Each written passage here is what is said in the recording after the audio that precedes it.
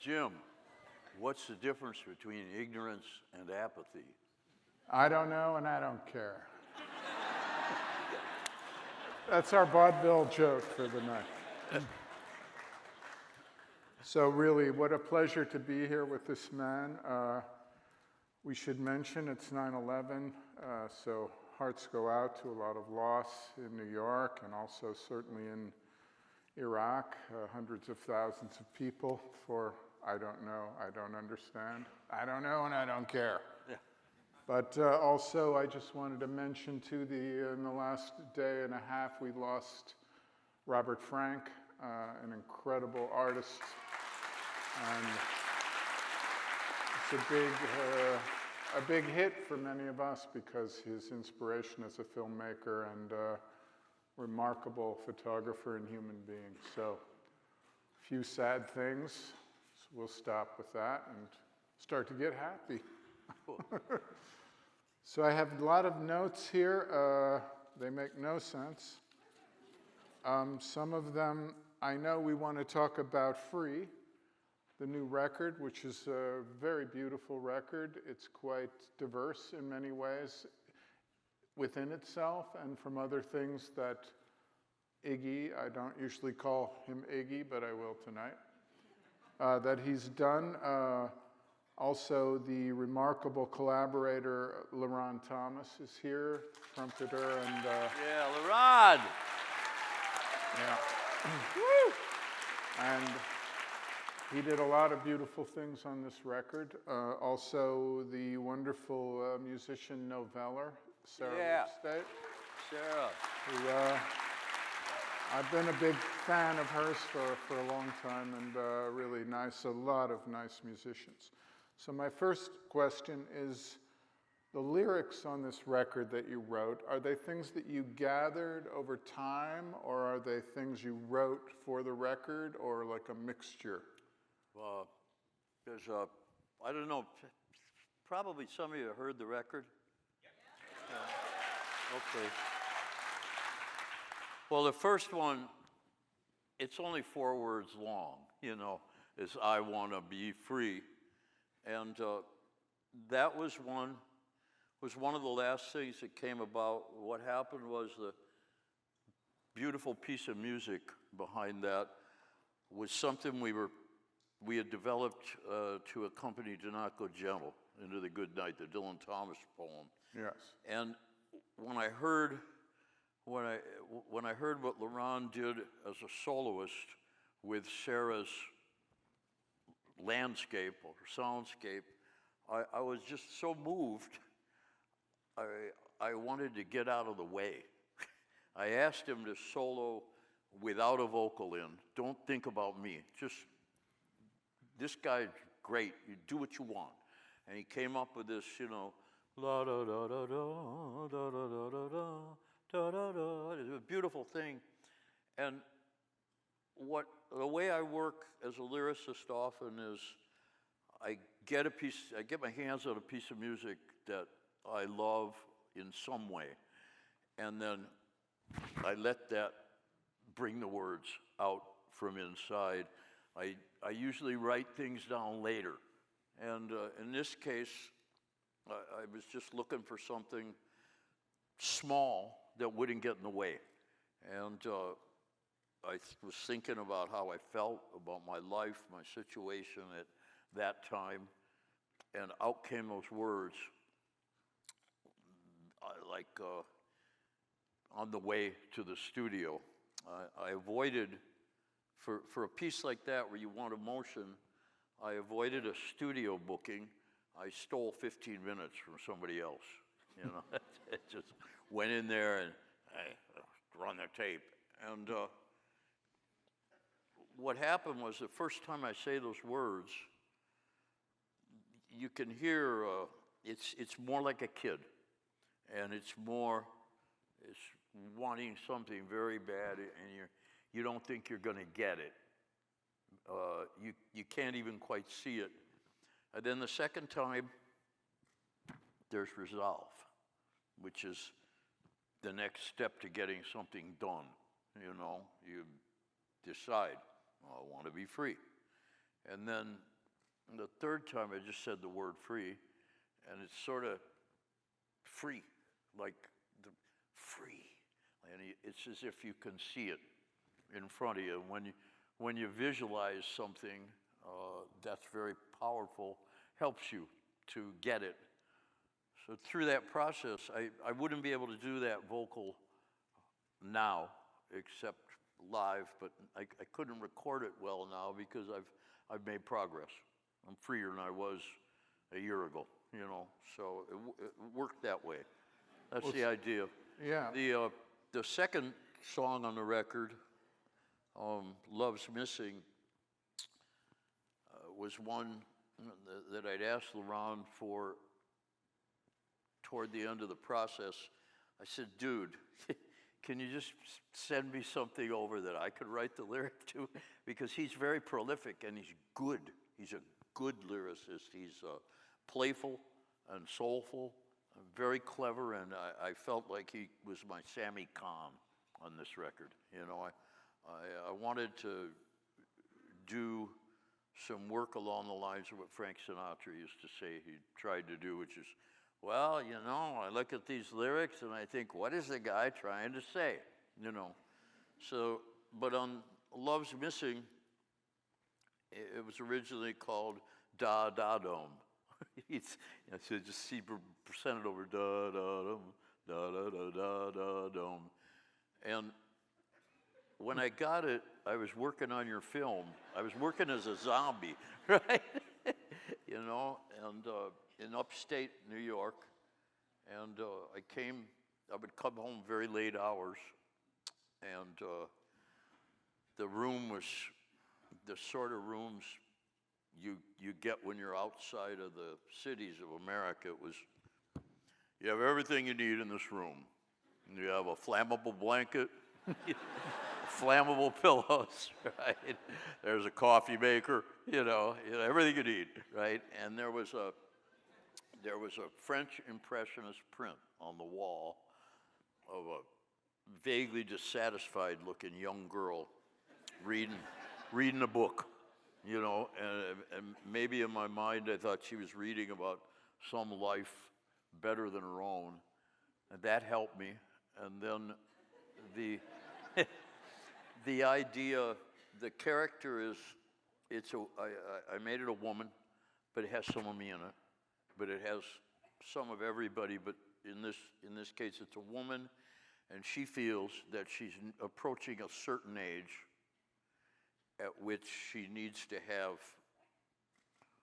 order, security, and love in her life, and the clock's ticking. And she's employed, she's not stupid, she's somewhat independent, but the clock's ticking, and there's no love there for her because there's not, it takes a lot of strength in the middle of things to hold up the ends, because there's ends in every situation. So that was the kind of thing I was trying to sing about. Now, the only other thing I wrote lyrically on that record is at the end. The Dawn. The Dawn. Yeah, beautiful. And yeah, that was first made to order for a French director named Nicolas Novak. And I've appeared in a short film for him, 8 minutes long, called The Dawn. It's a French production. And the idea was to play a painter who's famous and successful, making dough, painting the dawn. That's what he's famous for. So he has a routine in which he wakes up at a certain hour, he has his almanacs, he knows where the sun's gonna come up, and then he's there to capture it. But on this particular day, the sun does not rise. And you watch he goes through a little fear, a little trying to work this out, sort this out, and then a little panic, anger, etc. He finally passes away. The sun comes up late, and that's his death, you know. So they asked me for something kind of like a rumination, like what in Apocalypse Now, the book Michael Herr's Dispatches Yes. was something Martin Sheen could recite in the background, Saigon, still in Saigon. So in that case, I came up with this poem. The way I did it was I asked Laurent to give me a piece of music. It was a made-to-order job originally. Give me a piece of music like the Miles Davis soundtrack to Ascenseur à l'Échafaud. Yes, the Yeah, Louis the Malle. elevator to the gallows. Yes. Which is a French movie from 1950, Louis Malle. Beautiful score, yeah. Yeah, in which Jean Moreau has a nasty old husband, and she convinces a handsome legionnaire to kill him. And when he hesitates, she says, well, you are afraid of happiness. So he kills the guy, gets caught, hangs, she walks, such is life. But, Especially if Jean Moreau's your girlfriend. the Miles Davis song his score is real spare and noir and Yeah. just drifts along. So Laurent gave me a piece like that. And then I'd sit in the car with Spencer, my friend and assistant, and with a couple of phones. And then we'd play the music, and I would just say whatever came out, which the core of it in this case is, waiting for the dawn again, the darkness is like a challenger. That's the core to all my schemes and orders and forced good nature. I think everybody has a kind of a mind check at 3 in the morning when you can't sleep. But so I bookended the album with those compositions. Yeah, I love the dawn. And you bookended it with Noveller. Yes, well, there were 3 with Sarah, and in the end, we used the noir music that I asked Laurent for. It was Bam Pow with Lou Reed's poem, We Are the People. So we switched them, and I asked Sarah for something like her version of The Thing, the theme from the John Carpenter film written by Morricone.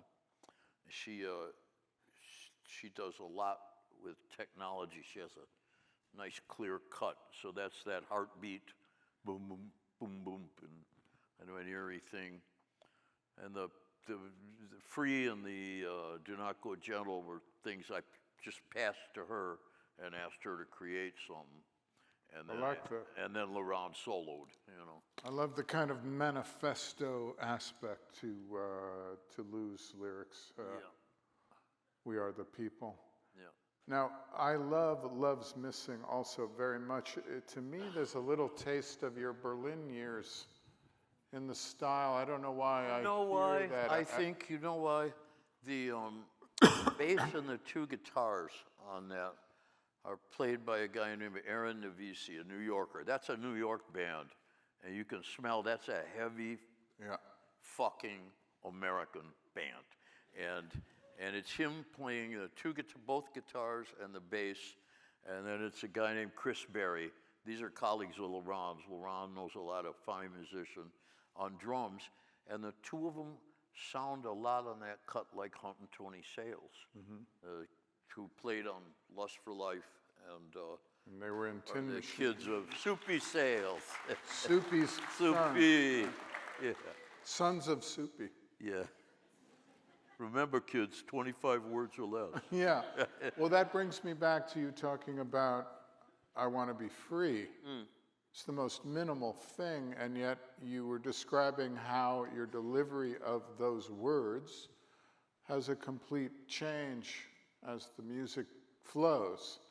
And I was thinking when you were speaking of your, Soupy's influence on you of writing very short things, and I was, no fun, my babe, no fun. That's 4-word verse, Yeah, that's right. But you've also written things very beautiful that are much more elaborate as well. So I you can know, write at length. And that's kind of interesting to me because even this record is an indication too of, well, you've always been very varied.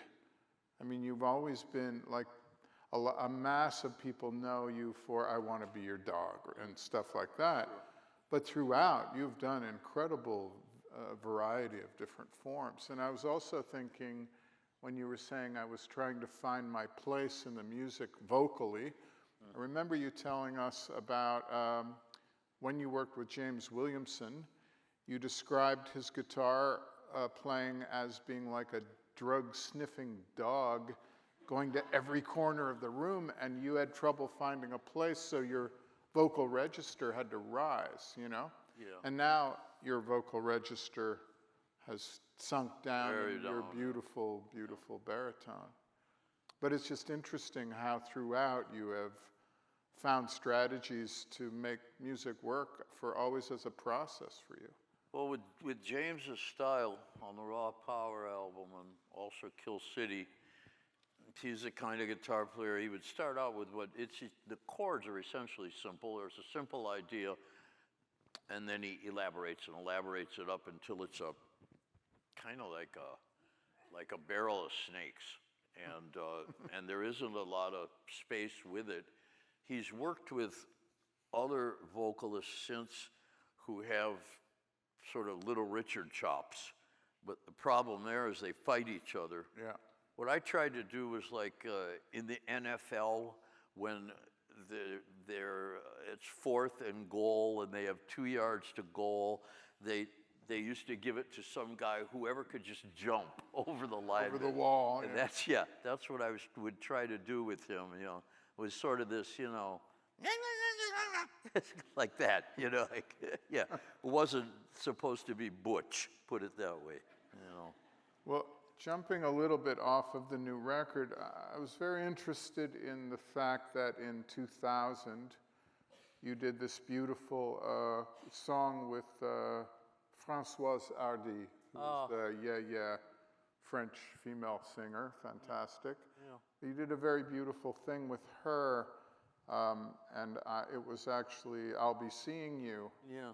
A cover, a standard that done by Billie Holiday, Frank Sinatra, Bing Crosby. Yeah. Very beautiful version, and it made me think about two topics. One, duets with male-female vocals, and which you've done a number of. You've done things with, I know Kate Pearson on Brick by Brick, that beautiful song, Candy, and you know, you've done quite a few of those things. And then the second thing, and I love male-female vocals, I know from knowing you and your radio shows and stuff that you also love Lee Hazelwood with Nancy Sinatra, Serge Gainsbourg with Jane Birkin, and Bridget Bardot. Personally, I don't know if you know these things, Mark Lanigan and Isabel Campbell. Which one?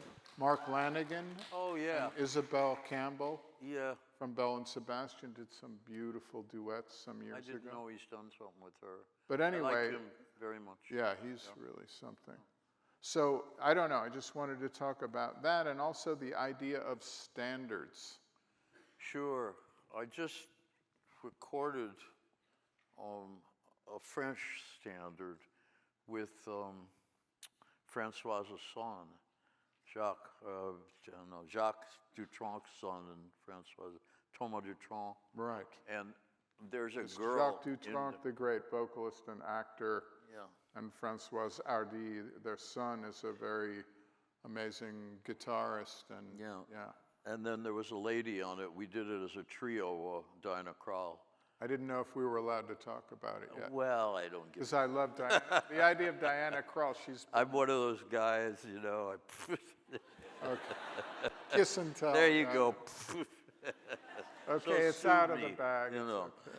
Yeah, it's okay. I love the idea of the two of you, though. That It's sounds okay. fantastic. But yeah, I like the idea that I'd like to do more, especially when it gets to more like Paul and Paula or Lee Hazelwood and Nancy Sinatra, you know, where it's a real, you know, Back and hey Paul, hey Paula, you know, all that. I really like that sort of thing, a lot.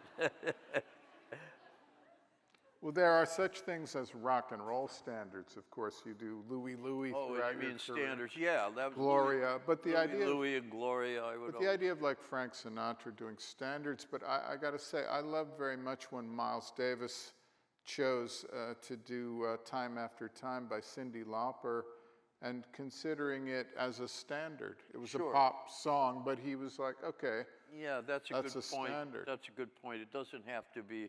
It's more about if the song is just really memorable and has something in the melody that just feels. Yeah. Yeah, this is a type of thing, and this is the best among the best in that type. Earlier, LaRon was telling me that Miles told Cyndi Lauper, "Hey man, I want that song. You give it to me." She was like, "No, that's my No, song. you I gotta wrote. Well, I'm pay." going to do it anyway." That's pretty good. Yeah, I believe that. Give it to me. Yeah. I know I have a very weird theory. I shouldn't bring this up right now, but I think that Mick and Keith got the song "Dead Flowers" from Graham Parsons. I don't believe they wrote it. I believe Graham Parsons wrote it. Oh. And they were like, "So Graham, we got this really good drug, some smack from our man. So how about we give you that and you give us a song, man?" And Graham was like, "Okay." It's a rough business, Jim. That's my theory. I don't know. Yeah, I don't know. Who knows? We can edit that out of this thing. But yeah, so, and I like the idea that, oh, and you did a version of La Vie en Rose, too. Of which one? La Vie en Rose. Oh, yeah. I really liked singing. I did a few of those. Well, I did some work in France on an album, Preliminaire, which I was writing about the work and character of a bad boy novelist, is what they call him here, named Michel Houellebecq, who writes with some perception and maybe a little cynicism, but also a lot of heart about the struggle to avoid constant suffering and to have some romance in your life. The Possibilities of an Island. The Possibility of an Island is a fine book, I think. And, but I was writing about him, and I did a music hall. I did a concert over there singing French chanson, and I started noticing how many big American standards either came from a French chanson and were adapted or at least had the same roots. So like I did it my way. Everybody must know this. It's originally a French song called Boredom, L'Habitude. It's like this guy saying, "Oh, it's fucking boring. I'm doing this over and over. Today I did this just like I always do it, and then I came home and I shoveled the food in, l'habitude, l'habitude." But Paul Anka took it and made it glorious. It's kind of an American trick, I think. Yeah. It takes something really shitty and make it. Yeah. And there was another one. There are a few of them. The Charles Trenet. What is that? Autumn Leaves is a French song too, and in the American song, it's more like the guy remembering the young skin, and now the autumn leaves are falling, and an old love that he remembers. But in the French song, it's people who have a relationship, a strong relationship, and over time it turns to dead leaves. Whole different ball game, a lot heavier, So I thought I've always wanted to sing standards. But that was lyrics by Jacques Prévert, too. Yeah, the French and I thought, are the Americans gonna let me get away with Iggy Pop sings the American Songbook? Hey, I say yes. Now available. I say the international. Yeah, at the time I didn't think I'd get away with that, so I did half. I did Only the Lonely, a few of them like that. Right, Mixed Sammy Kahn. mixed them with French stuff and put it out in France where they're not so, they're more like, well, have some wine, have some cheese, some clothes, I have some music. It's in a certain place. They're not so politicized about it. Yeah, well, tell me, man. In America, I'm like a marginal indie filmmaker. In France, I'm a film director. They're just cool. Like, yeah, he's a film director. Yeah. We'll accept that. I mean, I think in America, the classic music nut, or real, intensely musical music fan, going back measures everything by how much does this sound and feel like the one singer or group I like. You know what I mean? Yeah. This is not Guns N' Roses. I don't want to hear this shit. Or whatever it is. Well, I go for Metallica, man, and That's it. Yeah. Okay, if you rock hard enough and it's kind of like Metallica, that's okay. And then you would have Bruce Springsteen aficionados, well, I just like music that, about Western heroes and, with muscles and different types, Yeah. But not easy to enjoy everything, when things get so politicized, and that's a shame. But man, you did songs by Edith Piaf. You did on that record a song by Yoko Ono, a Fred Neil song. Georges Brassens, Les Passantes. There's a killer song in French by a kind of a French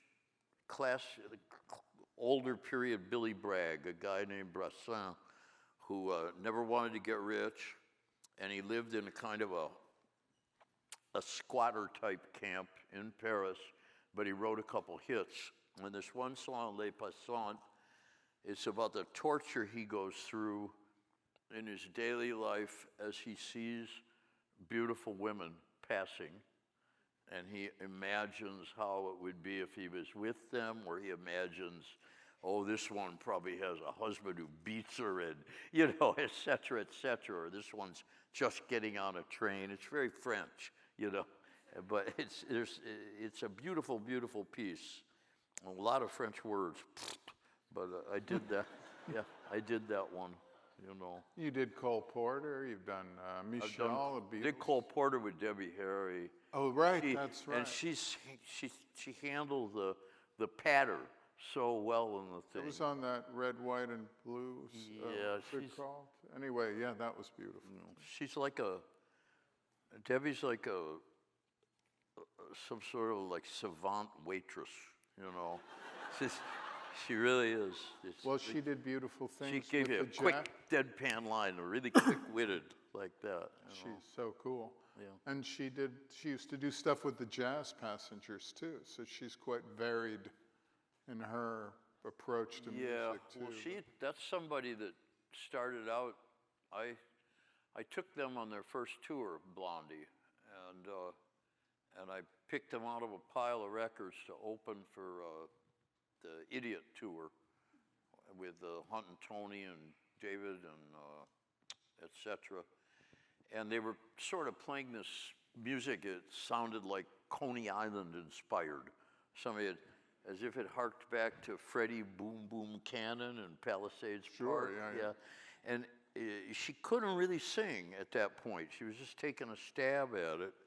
And then over time, man, wow, what a incredible singer, and the voice flutters, it just floats above anything she wants it to float above. That's incredible. It's an improvement. I don't think she'd mind. No, well, I don't think she'd mind by saying that. That's what I'm trying to improve myself. So. Yeah, she's remarkable. That brings me to another little topic of bringing them to open for you early on, and you've had some really interesting people open for you. Yeah. I got you got me backstage afterwards I got to meet years ago Junior Kimbrough. When you brought him to open, and his son or sons were in the band. Yeah. And I was a big Junior, that whole Mississippi Hill Country thing. Well, So that was so cool you had him open for you. Junior's a trip, man, and those records, if you've never heard Junior Kimbrough, the first album that was released after he'd been doing it for 30 years is called Sad Days, Lonely Nights. And it's electric, hypnotic, snaky blues. Yeah, like drone blues. Yeah, and it's not normal. Sometimes it sounds out of tune because he had his own muse. He lived all his life really in a little place called Holly Springs, where R.L. Burnside lived too. And it's in North Mississippi in the hill country, not far from Memphis. And he had a little shitty shack, a juke joint where he would appear. A shit shack. Yeah. Sounds like Donald Trump. But he was a great guy. He had 22 kids, they say. And wow. Yeah. He's up there approaching one of his boys, one of his sons was playing drums in the band on that record. Right, I got to meet him. Yeah. Kenny Malone. I can't tell you I have so many good stories that are really risque about Junior's band, But with me, Junior's, he's an older guy, so I met him. He came to the first gig. It was in D.C. to open, and he wore a sweatshirt that said Junior, and he came with his Les Paul, and he said, well, how long you been in the business? I said, 30 years. And I said, that's nothing. You're nothing, And then he said, he leans over, he say, so I was with my wife at the time on that tour. He says, so that's your wife, you're married? And I said, yeah. He said, yeah, but I bet when you see a pretty girl, you still call her baby. It was all like, wow. Really, When I got to program Altamore's Party some years ago, and my colleague Carter Logan helped me program it as well, and we had T-Model Ford. Oh, and wow. he plays out of tune, and he's like 94, right? Yeah. And he did his gig, but they had to send people in and try to tune his guitar. But he's like, nah, man, I like it like that. But he spent all of his time in the lobby of this rundown, wherever that place was. Yes, well, man. He spent all his time like playing out of a pig nose in the lobby. As he said, now, Jim, that's how I'm going to meet ladies. I got to meet some more ladies. Like, you're 95. Don't stop them, man. My guitar is going to bring them on. So he would, for hours, be out there with a lot of girls. I don't know. T-Model Ford. Anyway. Yeah. Those guys are wild. R.L. Burnside. Yeah, he said, he didn't say this to me, but R.L. Burnside shot a guy, and they asked him about it. He said, well, he looked at me wrong, so it was him or me. That's it. So I hate when that happens. Yeah. Now, also, when you were with Josh Homme and the Post-Pop Depression Band, a remarkable, incredible band, and I told you afterwards, I was like, I remember saying to you, well, the only good thing about Bowie being gone is he would try to steal that band from you so fast. And you were like, he would try to steal that band. Oh, yeah, sure he would. But opening there at the beautiful, beautiful United Palace uptown, you had Noveller open. Yeah. And I was like, oh man, and to hear Noveller in that beautiful, huge place, and then that kind of music, and then you guys, that was just a lovely... Well, I was listening to something, without a chorus or something on YouTube, and then the algorithm told me I might like this Noveller, and I listened to In Through the Dunes from Fantastic Planet, and I liked the touch. And then I looked her up. I said, let's see Noveller live. And she was doing she was doing a symphony for people that don't have a lot of time to spend. You know, let's get this over in 5 minutes, all right? But she could do it in real time with one guitar live with all her pedals, and that made her seem more authentic to me. I think because where I'm coming from is still the live show. Essentially, that's where, you know, I'm not as impressed with that as somebody who takes 3 weeks to overdub and overdub and overdub, although she probably makes the records that way. But it's funny, you talked about David would possibly steal the PPD band. I was with him in Berlin, and we went to a Frank Zappa concert. Frank had a really brilliant advanced lead guitar player named Adrian Belew. Sure, yeah. But Frank liked to take, Also Frank liked an to amazing experimenter, Yeah. still, Adrian Belew, you know. Frank liked to take really long solos himself. So we're standing there behind the left-hand speaker just watching this thing.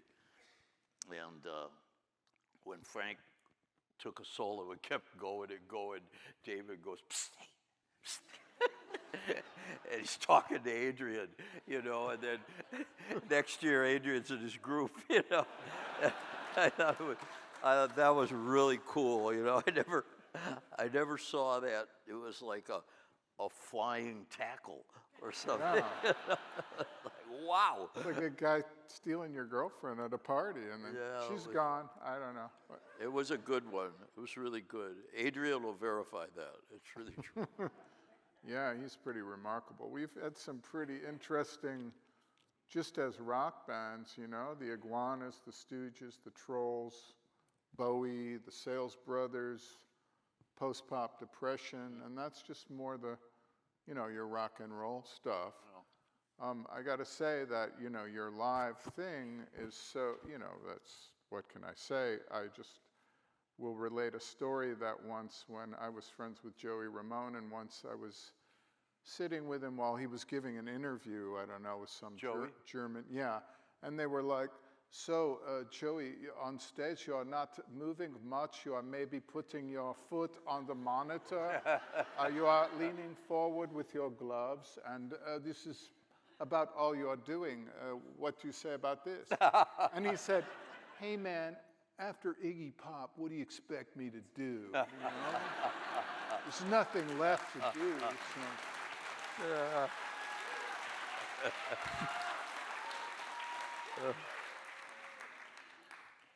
Well, gosh, I don't know. I liked Joey.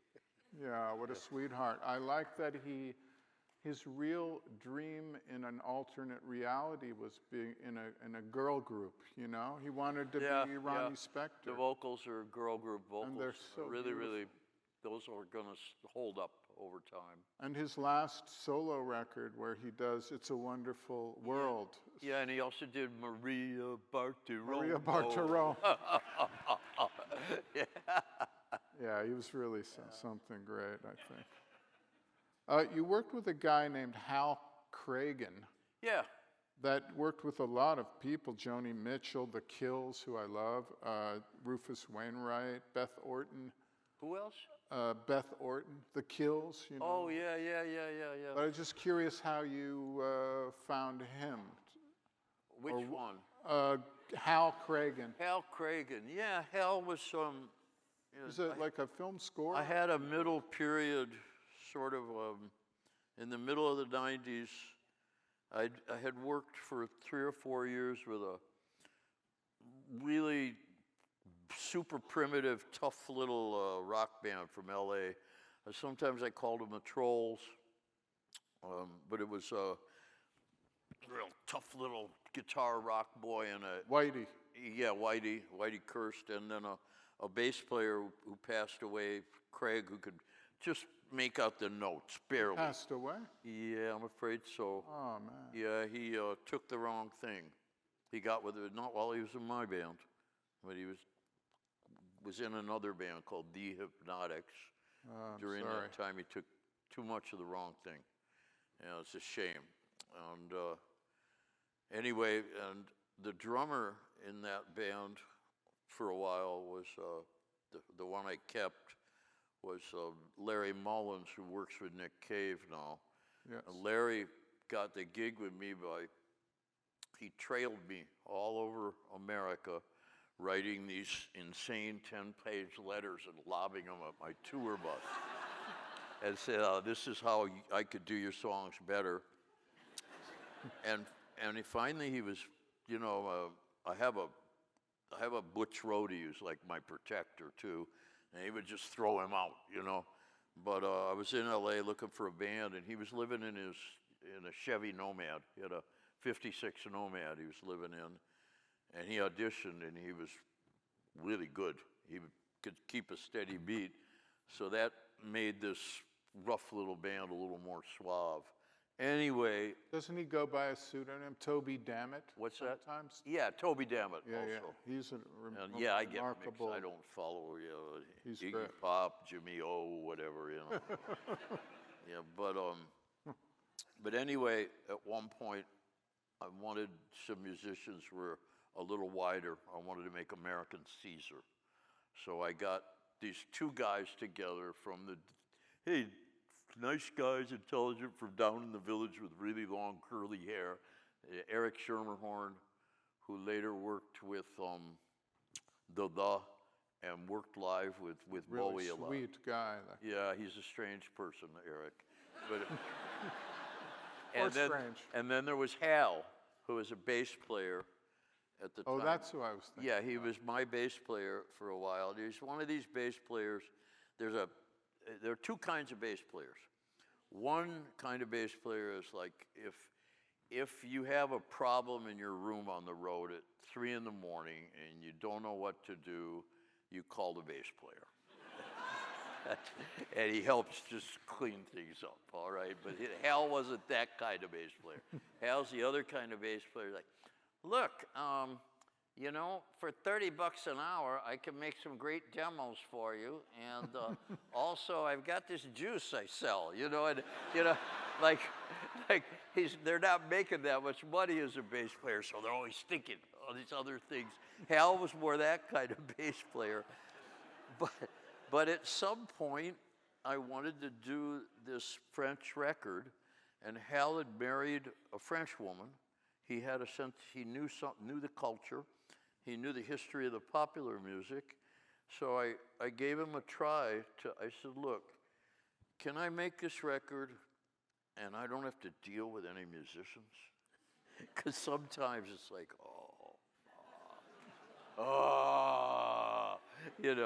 So on that one, he curated the band, and he did a really good job.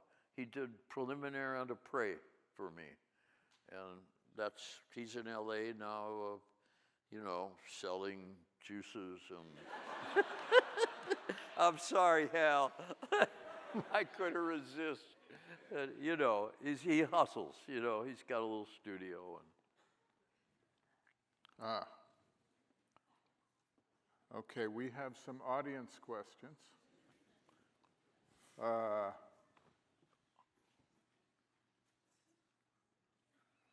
Spencer Drake says, hi, Jim. Iggy, how did the Stooges get together? All right. That's going to be a long story. Yeah. I could squeeze it out.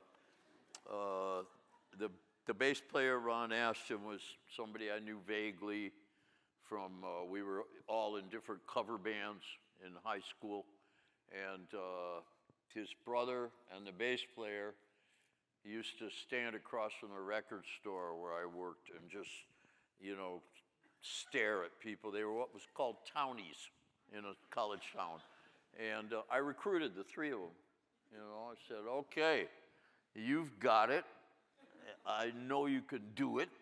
And I was their coach, basically.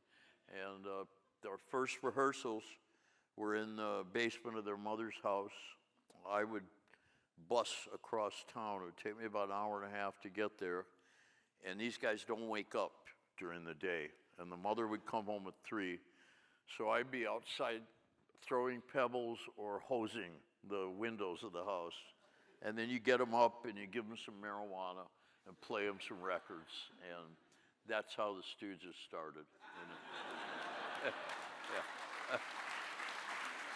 Wow.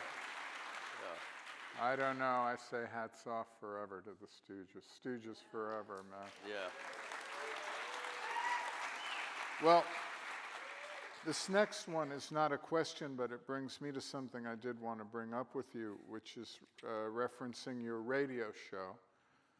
It says, not a question, a comment. Thank you so much for your radio show. The Halloween special you did with John Waters a few years back is treasure to me. Now, I'm a big fan of your radio show. I love BBC Six. I listen to Don Letz's radio show. I know there's some other good people, Jarvis Cocker. But your radio show... Marianne Hobbs is good. Many of Lauren Laverne is also very good. But the thing is, your radio show shows, and this, I wanted to go deeper, but we kind of ran out of time because I want to let the audience have some questions. But your knowledge of, and diverse knowledge of music history, of literature, of painting, of Haitian painting and art, of many, many things that people may not know about you. And that diversity is very evident, not only in your discography, but so much in your radio show. And I'll just read off a few people you've played on recent radio shows. Sun Ra, Tom York, Claypool, Lennon Delirium, Little Sims, Deaf Heaven, Big Narsty, Cherry Glazer, Aphex Twins, Ty Segall, Michael Rotter, huge fan, Karen O with Danger Mouse, Girl in Red, Amel and the Sniffers,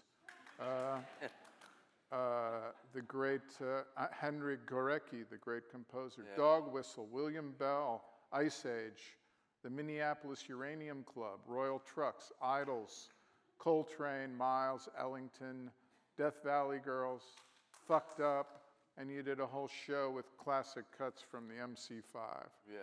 But this is a tiny bit of the way, and I know I followed for some years your affection for the tone of the trumpet, which I love so much what you've done with Laron, now.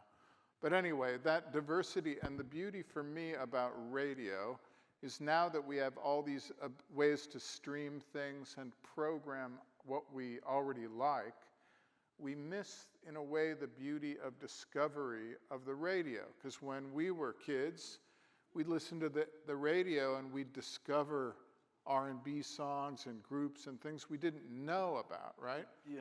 Now people program, like young people, they make their playlist, But the radio is a very magical way of discovery. So I just want to also second this and thank you for Iggy Confidential. Great radio show. Sure.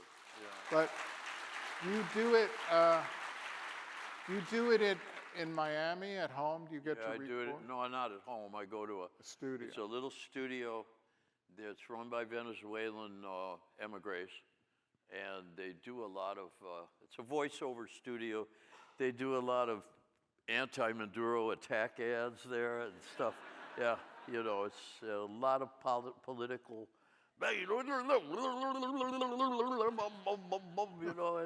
And then demos for Latin singers and stuff. But I do it there. I'm in a little room, like 4 by 10, a little tiny cell, and then there's a guy, an engineer outside, and we hook up to London. There's a controller in London, my producer. And London controller on the line. London controller ready. Yeah, they And can you just do it in your underwear and stuff? If what?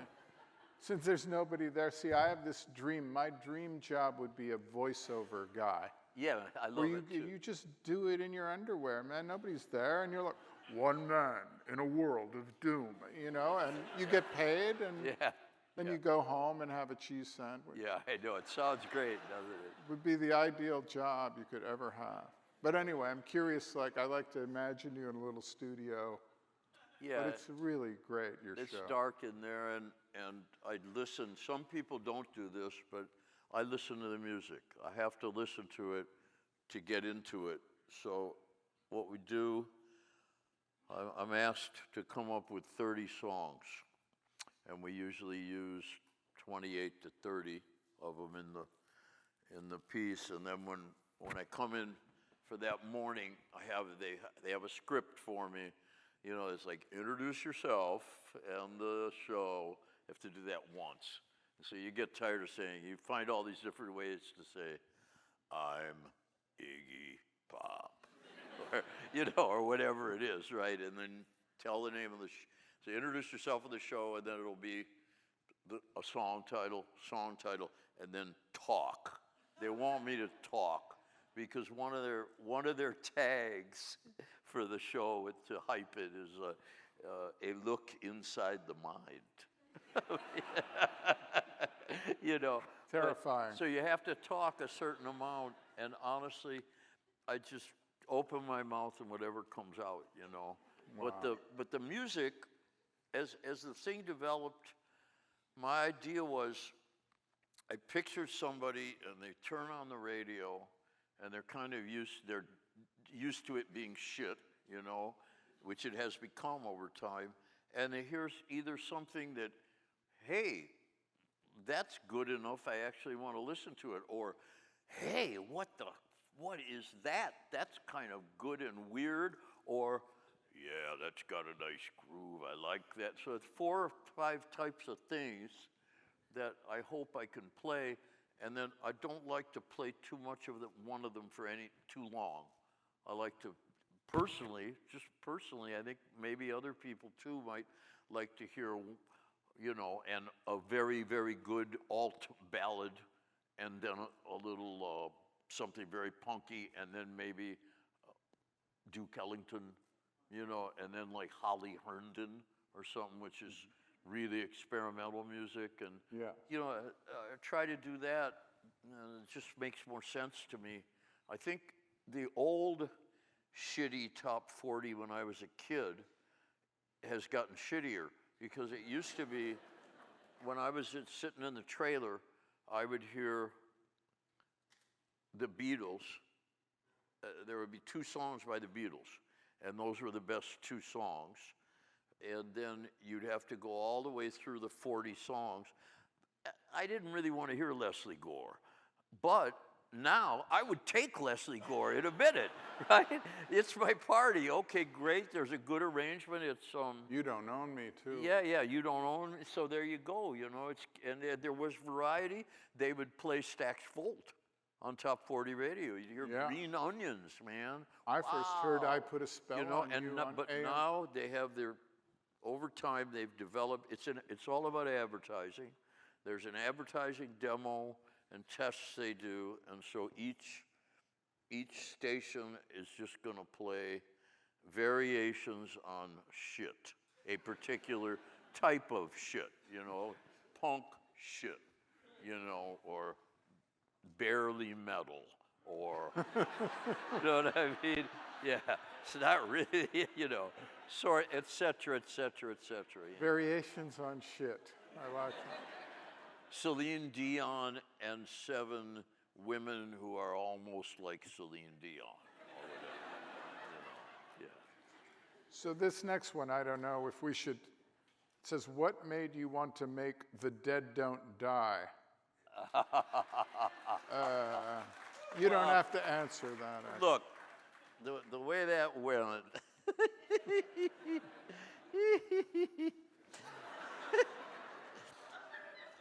I asked Jim a long time ago, just without any professionalism at all, just, hey, would you make a movie about my band? You know, basically, that was it. And took a while, and Jim. Oh, Gimme Danger, we're talking about. Jim made the movie, and then we were sitting in Lincoln Center, we were having something to eat, waiting to go to Lincoln Center and premiere the movie there. And so I'm sitting with Jim and Sarah, and Jim says, well, listen, I want you to play a zombie in my next movie. What am I going to say? No, I don't So, yeah, boss, whatever you want. So, Wow. no, I thought it was an interesting challenge to do, and I tried to play him like, sort of like he wants to come back to life. But it's kind of like it's not that isn't articulated enough in his mind, and so he needs coffee. If he would only get a cup of coffee, then he would come back. But Doesn't quite work, though. That was the idea. That's what made me want to do it. Well, we're really proud of The Dead Don't Die. It got kind of strange reactions, which we were kind of prepared for. It's not really a mainstream movie, despite its cast, but we're quite proud of the movie. I still get some strange reactions, like a guy left an Instagram comment saying, and it wasn't even anything about the movie, but about another post, he said, "Hey, Jim, are you ever going to apologize for making The Dead Don't Die?" So I'd just like to say to him right now, read between the lines, bitch.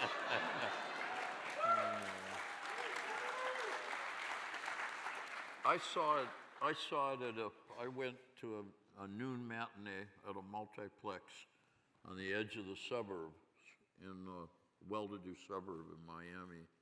And I hadn't been to a movie theater in a while, and they bombarded me with like, buy the popcorn, you know what I mean? And all this like, oh my God, and then 8 trailers of all this special effects, and I was shaking, and they were... It's traumatized. And then everything calmed down, and the movie came on, and there was space, and there was time, and there were people, and I felt like you lingered on the actors' faces and on their performances. So I was really able to see these really interesting people for what they were. That was a great pleasure for me. Well, good. Well, I so much appreciate you being part of it. This is a question I kind of want to ask you too. What music, movies, and I would add books, have you been listening to, watching, reading recently? Just a couple, anything. I watched a movie, there was a film, God, I think it was last year, called The Square. You know that film, the Swedish film? Yeah, I can't remember his name. He also did Force Majeure, and I really liked that. I actually just watched, what's the name of this bloody movie? It's a Claire Denis movie with Juliette Binoche, and she's... the space one, or the one in space, or? Not the space, I then watched the space movie. I love that movie. She Both just of has those. problems with men, and she makes bad choices, and it's very funny, though. The one with Juliette Binoche is she's looking for love. Yeah. She's older, and then in the end, Gerard Depardieu. Gerard Depardieu is the like fortune teller, psychic. But he kind of hits on her too. Yeah, kind of hits on her. She's I like that. The music, like some of the neo, I really like. Anytime I hear Sleaford Mods, it's got a great groove, and people don't realize they work simply. There's one guy, Andrew Fearn, does the music with. It's just electronics. When they play live, he's got it all on a computer. He just used to just stand there. He'd go like this, but now they're getting more popular, so he goes. but he just stands there, but his bottom, it's this nasty, gnarly, fucking kick you in the head bottom, rumbling bottom, and and then there are these very subtle little, he's a fine English musician, these subtle little commentaries that he puts to the groove. And then Williamson's a great punk vocalist. But I like Fucked Up from Toronto. I like Idols also. Excellent, Britain, yeah. I like Young Thug a lot. It's really fine vocals, you know. Trying to think, God, there's a lot of it, you know. Any books? What are you reading? Oh, what am I reading right now? I'm still reading something that came out a few years ago called Black in Latin America by Louis Henry Gates. And it's investigating, you know, he goes to Brazil and there are, I don't know if it's 136 names of gradations for your color. And he tries to look into what is the myth that everybody gets along fine there on that basis. I've been reading that, and I've had that book for a few years, and never. I know you read Razor Girl when I talked to you recently. You had read Carl Hyacint's last book, Razor Girl. Which one? Carl Hyacint, Yeah, Razor Girl, the last one. I haven't seen that one. Oh, I thought you had told me you read. I like Carl. Very I'm going to forget great. 3 or 4 things. I got to know Amanda Petrusik doing, she did a piece on me for the New Yorker, so I wanted to get to know her style, and I read It Still Moves, which is a real interesting book she wrote when she was younger, and, you know, just a standard, get in a car and go try to find Elvis, find Robert Johnson, that sort of thing, but you end up at the Shack Up Inn in northern Mississippi. Different things, you know. Someone asks, in your opinion, has the role, this is pretty broad, has the role of music changed throughout the decades? Has the role? The role of music, is it capable of uniting people nowadays? Music. You have a good point. Is it more I haven't lived in New York for 20 years now. Is it getting more difficult to get a crowd of people together to go out of the house and do the same thing and participate? Like, are there still places here where you can go hear a shit-kicking little band and have a beer and spit or something? Or is that kind of, I don't know, that might be kind of killed dead. I don't know, you know. I don't know how much you. There's still places. I would settle for, instead of unite, I would just settle for mix. If you can use the medium to mix people up, you know, that would be pretty good, you know. Is it true? Is Irving Plaza closed? Renovating, but they're not. Oh, that's good. Irving Plaza, I heard, was closing, but apparently they're just renovating. So. Okay, cool. Gee, would you share who does your hair? Okay. This is how it goes. No one does or has done my hair since 1996, and the last person to do it was a guy. I wanted hair like this, so I went to a guy named Brad Johns at Oribe, and he got it all done. It didn't really come out right, but you could see I had bangs at the time. You see pictures of that around the era of the Naughty Little Doggy album. But what happened was, when I moved to Miami, I wanted to stop doing a lot of things. Stop smoking, stop dealing with high-pressure people in my face, a lot of things. And I was in the ocean all the time and in the sun. And 2 things happened. over about a 2 and 3 year period, because of my genes, my hair started turning blonde, but it turned blonde in streaks because when you're in the ocean, it's salt water, the sun beats down on it, and your hair wads into little strings. So that just happened, and it stopped growing past this length. And I think it's because it's sun damage, because I'm always in the sun or the salt water, whenever I can.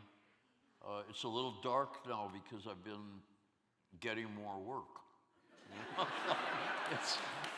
It's true, and I did, when I appeared in the Gimme Danger film and you interrogated me in my laundry room down there, I didn't have as much work, and it was really, really white. Right.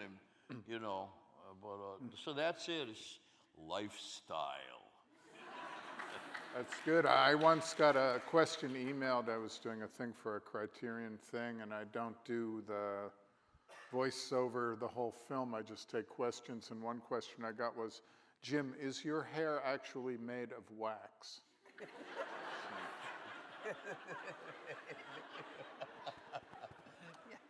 Here's maybe our last question, I think. I don't know how much time we have, but could you tell us the story of the Shirtless picture with Anthony Bourdain, and if you have any thoughts of his memory?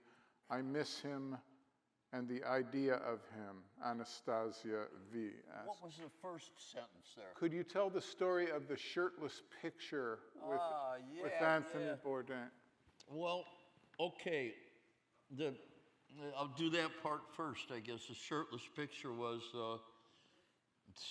his people called my people and said he's doing an interview for Vogue, Germany, and he wants you to do it with him and he'll come to you.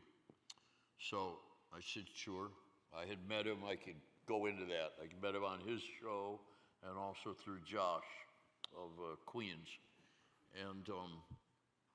And he came down, and I was supposed to meet him at this little house I have by a dirty little river called the Little River.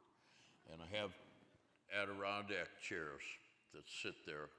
I have two together right now, but at the time, I used to just have one Adirondack chair where I'd sit and take the breeze off the river. It's a spot, it looks like there's shacks around there. It's very funky. And that day, he got There's there some early. crazy bikers across the river. Aren't there some crazy bikers right across the river? Yeah, they've moved on now, but they used to cook meth up there all night. I see.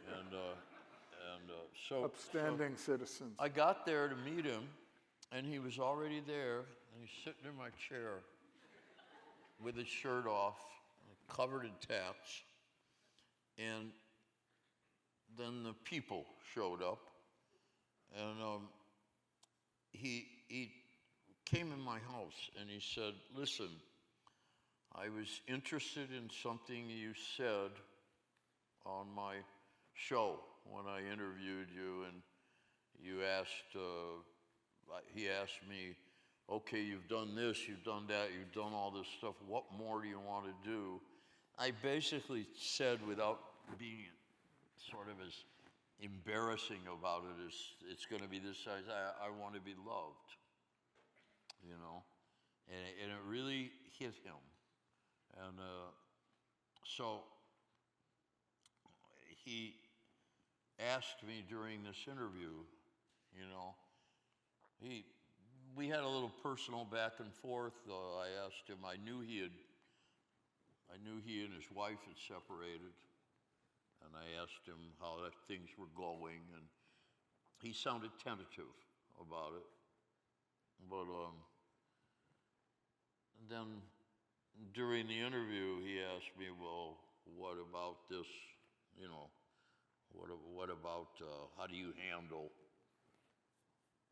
wanting to be loved, that sort of thing? And I sort of said, well, look, you know, maybe with a light touch is best, you know, maybe not too heavy, not too much, not too many eggs in one pile, you know, that sort of thing. And that was the last time I saw him, and that was, then we went and took pictures by my car with our shirts off. But I'd met him, originally I'd, I'd broken my foot in Romania on stage. It was poorly lit, and I was in the islands. There's an island I go to, and it was bad weather in the house where my house is there. I have a little house, and I was at a hotel, and out of the corner of my eye, I saw this guy. It reminded me of Douglas MacArthur. He really had an incredible personal, it was a movie star. What can I say? He was a movie star. This very tall guy with a certain something, and he was with the chef Eric Repair and their kids, and they were going to do a cookout or something, and we just kind of like avoided hassling each other for a couple days, and finally he came and said hello, and it was just a very nice guy who every once in a while something would bug him, and he'd let somebody know. You know, he was like that. But just a very, very gentle, kind, polite person. So that's how I remember him. Just that he was very kind to me, you know. And Yeah, you guys schooled me a little bit in the episode you did about, because you talked about Bahamian music that I wasn't familiar. Oh, did I talk to her about that? Yeah, in whatever episode, and that kind of little genre of soul music, Bahamian music, I wasn't really aware of. You know, I don't know. It was very interesting to me. Nassau's gone funky. I don't remember that. I don't remember too much about the episode, but I got to meet him briefly in the New York episode that he did, and he did one here about Lower East Side artists, you know. And I gave him a little bit, in a playful way, I was giving him shit about being, like I've been a vegetarian for over 30 some years, and now I'm plant-based. vegan. Let's say plant-based. But, and I was giving him shit about, look, I know you're from French school of cooking, everything starts with meat, I know that, but you kind of diss vegetarians in your show. I was playing with him, and he was laughing, saying, well, you know, yeah, you're right. I mean, I'm a meat-based guy, my whole school of cooking.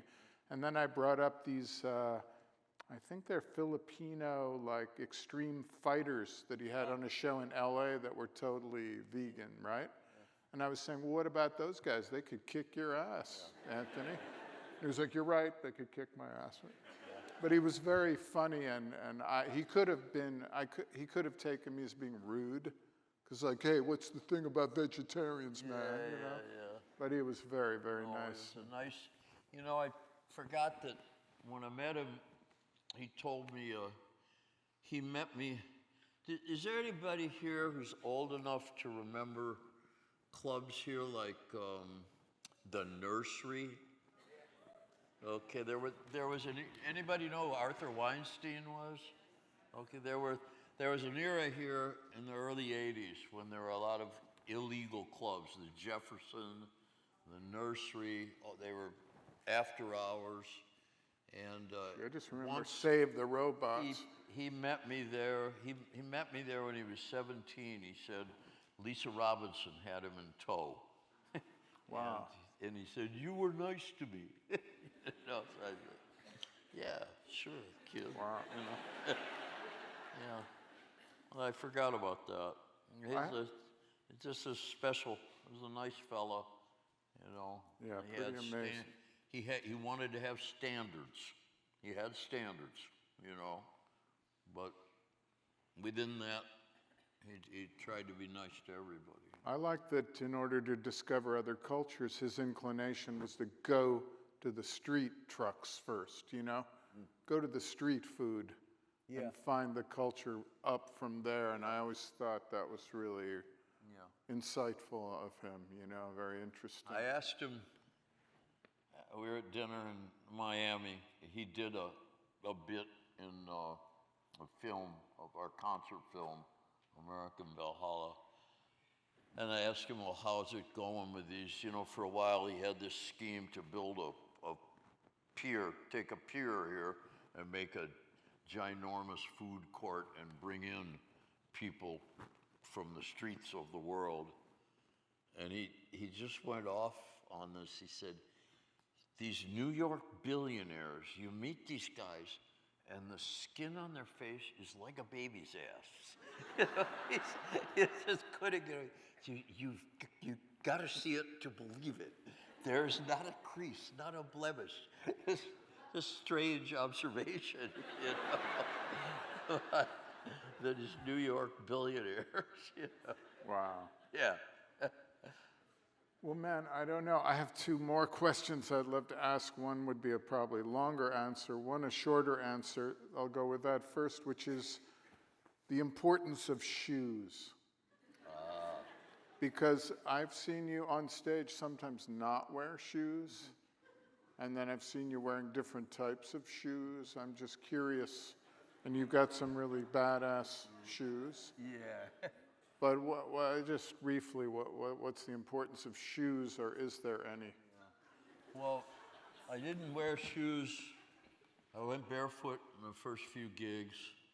And then after that, Dave Alexander, the bassist in the Stooges, when he was in high school, he dropped out of school, he sold his motorcycle, and he bought tickets for him and Ron Ashton to skip 11th grade, and they went to Liverpool to see if they could find the Beatles. They didn't find the Beatles, but they did. They went to a Who gig, stayed at bed and breakfasts and things, and he bought a pair of Beatle boots when he was there and brought them back, and he still had them. These like 5 years later, and I talked him out of the Beatle boots. So every picture of me performing live from 69, 70, into 71, it's that one pair of Beatle boots, and they had holes in them. But it's a Cuban heel. The Cuban heel thing is slightly femme. So it's a little femme, you know, but it's also got a little rise to it. And it was a very common boot in the West End and for actors in London. And so that was it for a while. And then I was just, for years, just wearing any sort of thing that was really interesting, you know, and often dance shoes, you know, like, what are they? Capezio. Capezios, yeah. I hit about 35, and I needed more support. Yeah, things were going downhill, you know, and so for years now, I use something called a Blundstone, and a Blundstone is an Australian, flexible, heavy, durable, engineer-type boot, and it can handle. It's got good traction. It can handle my weight. It's got a lot of support and extra room if I want to wrap my wounds or anything. I've got extra room because that happens. I get beat up. Yeah, some guys on our film crews wear those. What? Some guys on our film crews wear those. Yeah, okay. Australian, those boots. But you know, I thought since I've done a reasonably civilized album here, I thought I'd try these Gucci numbers. Nice. I got them free. They suit you. Yeah. My last question is the idea that you are Iggy Pop and Jim Osterberg, that you have kept them separated, at least as long as I've known you. You've had a very good way of separating them when you are Jim Osterberg, and I've seen you drinking tea and reading de Tocqueville, you know? And then I've seen you, Iggy, like a wild man. And having these two things must be very protective or very helpful in a way. I just Very what? very helpful of protecting who you are and who you present. Like, what I find, I'm not like you, but there are some people that know me only for my work.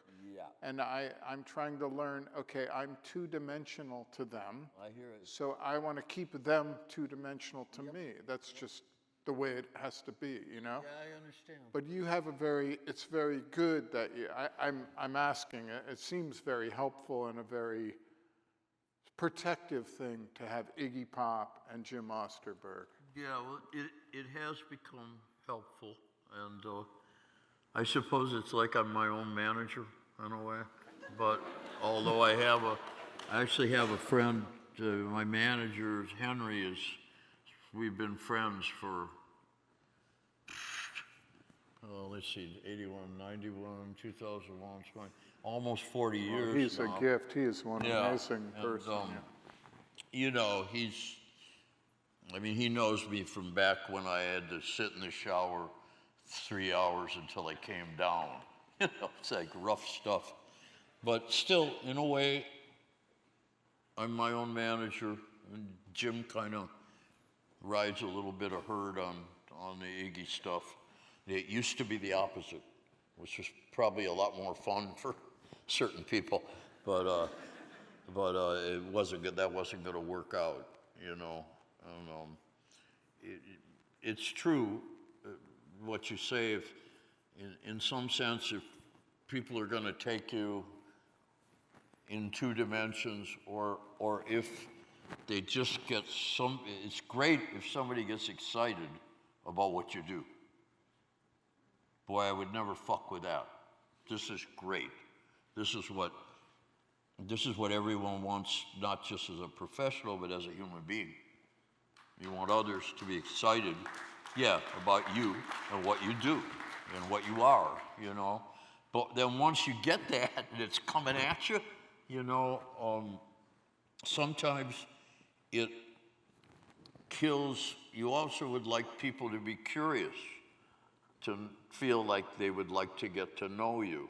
But sometimes that being excited when it's been created through media, that sort of thing, and they're coming at you and it's you and you're you, the capital Y, that sort of, it can get really cold. So you kind of, I don't know, you can play it for laughs. That can be a good one. Hey, right on, I don't know, but usually I can just sort of, you can treat people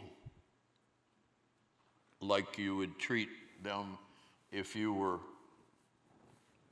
nobody special, and like without dropping the other thing, So I guess the answer is it's good to have two. It's good to have two, and I think everybody who survives in public affairs has some version of there's got to be two, I would imagine. I don't know, I'm thinking there might be an exception at the top of our political ladder right now.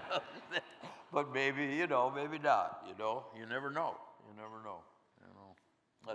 That's the best I can do with that. Well, I've known you a long time. I've never, ever seen you act like you're more important than other people. You're very down to earth. You're very, very generous with ideas and with what you do. I just really so much respect what you do because you are an exceptional person. Sometimes I think you're an alien, I don't know, because you're so smart and all the physical stuff you've lived through. And I don't know, I just think you're really remarkable. And you're a gentleman, and you've been always like a Midwestern, down-to-earth gentleman, and it's really appreciated. Thank you. So,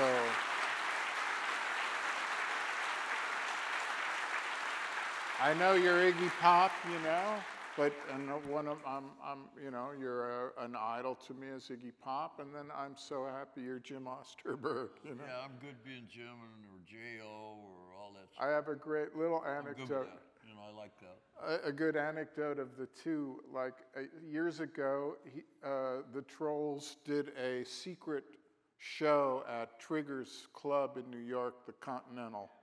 Oh, And- the Continental Show, yeah. Yeah, and it was in the middle of winter. It was January. It was like 9 below, and that place holds 65 people. There were like 600 people. Yeah. There's no back entrance, and the firemen came and shut down the show while it was going on, but they couldn't get through, and they had helmets and axes and bullhorns, and somehow they got the PA unplugged, but they couldn't unplug the amps. Yeah. So the band was up there chugging, and you were like, okay, everybody's got to sing now. So the whole audience was throbbing, and the firemen were trying to chop their way through the crowd, and it was insane. And there was no back entrance, so afterwards, Sarah Driver and I got back in to say hi in the tiny dressing room. And you were sitting back there, and you were wild. This was wild, this show, right? And you were sitting back there with just a towel or something, and you said, hey, guys, how you doing? We're like, wow, that was insane. And you had ice wrapped around your elbow. Yeah. And I said, wow, man, did you get injured on stage? And you said, oh, this? Oh, no, man, I hurt my elbow last week playing golf with my dad. Yeah. So that was Jim Osterberg. And anyway, thank you so much. Oh, you too, Jim.